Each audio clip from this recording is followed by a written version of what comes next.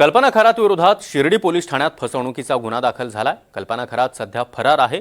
पोलिसांनी तिच्या विरोधात लुकआउट नोटीस देखील जारी केली आहे। दरम्यान कल्पनाचं माहेर नाशिकपासून 50 किलोमीटर अंतरावर सिन्नर तालुक्यातील पाडळी या डोंगराळ भागातील आहे। या गावात एनडीटीव्ही मराठीची टीम जाऊन पोहोचली।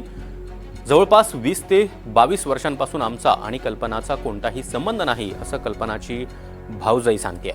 अशोक तिला येऊ देत नव्हता असंही त्या बोलून दाखवतात। तर माझ्या आत्याचा स्वभाव अत्यंत गरीब होता असं त्यांचा भाचा सूरज हा सांगतोय। अशोक खरातचे हे प्रकार ऐकून शिंदे कुटुंब देखील सध्या धक्क्यात आहे। आणि या शिंदे कुटुंबाशी बातचीत केली आमचे प्रतिनिधी प्रांजल कुलकर्णी यांनी। कल्पना खरात यांचं माहेरचं गाव हे सिन्नर तालुक्यातील पाडळी इथलं आहेत। आता आपण जर बघितलं तर मी त्यांच्या या घरी आलेलो आहेत। जर ही घराचीच आपण अवस्था बघितली तर अत्यंत हालाकीची ही संपूर्ण परिस्थिती होती।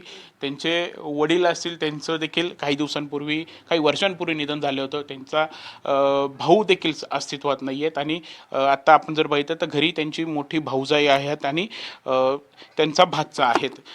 काय एकूण ही घरची परिस्थिती आहेत ते ओळखतात का? खरं तर या कल्पना खरात यांचं जे माहेरचं देखील नाव आहे ते सुनीता शिंदे असं त्यांचं नाव होतं। त्यांच्या मोठ्या भाऊजाई आहेत। मावशी काय नाव तुमचं? मंगल उत्तम शिंदे। बरं, आता या त्या ना कधी येतच नव्हत्या आमच्या घरी। बरं, आता 15-16 वर्ष झाली। हां. माझा मुलगा आणि मी ना सगळं आमची शेती पोती आम्ही करतो। त्यांचा रुपये आम्हाला माहिती नाही। आमच्या घरात नाही दारात नाही ते कावा बरं, कधीच नाही। त्यांचा ना आमचा परचवीस नाही म्हणलं तरी चालत। बरं, ते कधी येतच नव्हते। गरीब गरीब होतो आहे म्हणून हां, येणं जाणंच नाही बा कावा। बरं.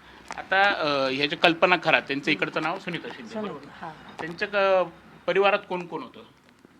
परिवारात 2 भाऊ 3 जण भाऊ होते। एक वारला, 2 जण भाऊ आहे ना आम्ही 3 जणी बहिणी त्या। हां, एक चिकणीला दिले आणि एक ओतूरला दिले। बरं. काय झालं तो वडील किंवा भावाचं काय निधन कसं झालं होतं? काय? यांचं म्हातारा ना गायनं गोऱ्यानं मारलं होतं हां, म्हाताऱ्याला आणि गाय सोडायला गेली। जेव्हा गोरं जाऊन आलं तसं म्हातारा जाग्यावर अरे बाप, येऊन गेलं। आणि हे ना हा माणूस आहे ना मेन लाईट मोटर चालू करायला गेली। तेवढ्यात मोटर चालू करता करता आहे ना लाईट जायला होती। त्यांनी दाबले बटणं। तेवढ्यात जाग्यावर माणूस ठेवून दिला। हे तुमचे पती? हा अरे बाप, 15-16 वर्ष झाली त्यांना। बरं. एकूण घरचा व्यवसाय काय होता? वडील काय करायचे यांचे? शेतीच करायची। शेतीच शेतीच करायची. करीत होते। बरं, शेतीच करायची। जनावरं राहायचे आणि शेती करायची। बाकी इतर कुठलंच काही नाही आमचं। बरं, बरं. पण त्याच गोष्टीत नाही आम्ही। मग सुनीता यांचं अशोक खरातसोबत लग्न कधी झालं होतं? किती वर्ष झाली? पण ते एवढं माझ्या लक्षात नाही राहिलं। मी तुम्हाला सांगितलं ना माझी लहानी पोर आहे ना हां. ती आता 11वी झाली लग्न केलं। तिच्या लग्नाला 11 वर्ष झाली। म्हणजे किती वर्ष झाली हो सुनीताच्या लग्नाला? 11 ना 11 22 वर्ष। 22 वर्ष झाले. अरे बाप, मी तिच्या टायमाला डिलिव्हरीला जायला होते आणि सुनीताचं लग्न झालं आमच्या गावामध्ये। लग्न कोणी जुळून दिलं होतं? अशोक? लहान्या भावानं ते वारले ना आता। हां, हां, हां. ते भाऊ वारले त्यांनी केलं तर। बरं. मग कुठून यांचा शोध लागला होता? आणि असं म्हणणे की त्यांच्या वयात पण खूप अंतर होतं किंवा काय? पण मग आता एवढं काही सांगता नाही। मी नव्हते ना हां, हां, हां. इकडं। मी नसल्यामुळं मला ते कसं जमलं कसं लग्न झालं मला कुठल्याच गोष्टीचं काही माहिती नाही। अरे बाप. मी नव्हतेच ना इथं। त्यांचं सुनीता कल्पना यांचं परत इकडे येणं झालं का? नाही कधी नाही काही येणं जाणं नाहीच आहे त्यांचं। येतच नव्हते त्या। पाहुणा येऊनच देत नव्हते त्यांना। कारण आमची गरीब परिस्थिती होती ना। हां. त्यांना येऊनच कधी देत नव्हते इकडं मायारा। मायार म्हणजे कधी आठवलंच नाही।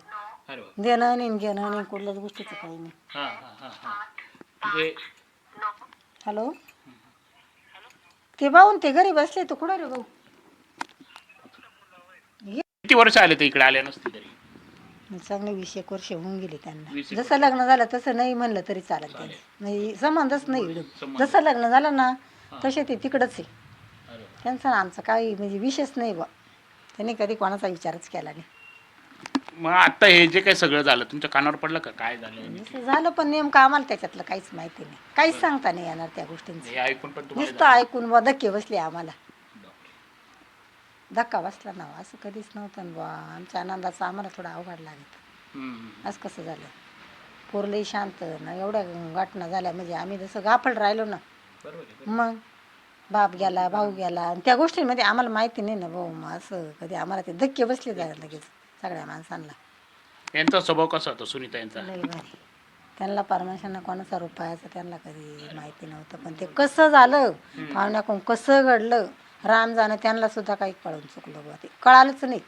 कळालं असतं तेवढ्या मार्गाला जाऊन दिलं असतं का तिनं आज पोरांची बरोबरी झाली म्हणजे सोपं आहे का हां तिचं आयुष्याचं काय मग असं नाही ना. आपण बघत आहोत खरं तर या त्यांच्या मोठ्या भाऊजाई आहेत आणि गेली अनेक वर्ष म्हणजे जसं लग्न झालं तसं त्या म्हणजे लग्न झाल्यापासून आलेच नाही ना, लग्न झालं तसं ते इथे आलेल्याच नाही आहेत. घरची परिस्थिती अत्यंत हालाकीची आहेत. आमचा आणि त्यांचा काहीही संबंध नाही असं ते सांगतायत. त्यासोबत ज्या काही आता या घटना यासमोर आल्या आहेत त्या ऐकून आम्हाला देखील धक्का बसला अशीच त्यांनी प्रतिक्रिया दिली. कॅमेरा विकी पारसो प्रांजल कुलकर्णी NDTV मराठी पाडळी सिन्नर.